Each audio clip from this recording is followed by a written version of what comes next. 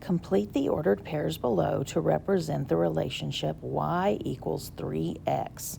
Oh, we've got a relationship, a pattern question. Our best tool for those is a double T-chart. X, y, and in the middle is our rule. Well, they gave us our rule. They said y equals 3x. Remember, 3x is that algebra way of writing that we're going to do 3 times x. So x times 3 equals y. So now I just put the numbers from the ordered pairs that they gave us to figure out the other number. So the first dot, or the first ordered pair, is 0 for the x, and we want to know the y. Well, 0 times 3 is 0, and so the first one, which should be 0.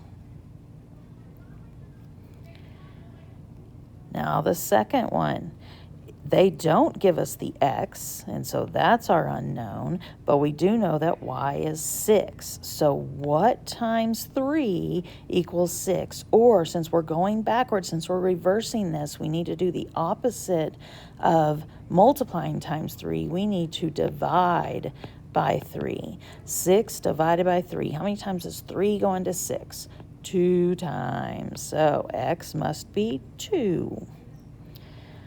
Next one is 5 and blank. So 5 blank, we need to do 5 times 3. That gets us a y coordinate of 15.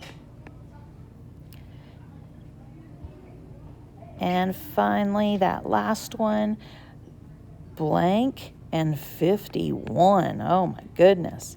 This is where we're definitely going to have to use that reverse operation. Instead of multiplying times 3, I'm going to do 51 divided by 3. 3 into 2 goes once, equals 3. 2 left over, bring down the 1. 3 into 21 is 7 times, which equals 21.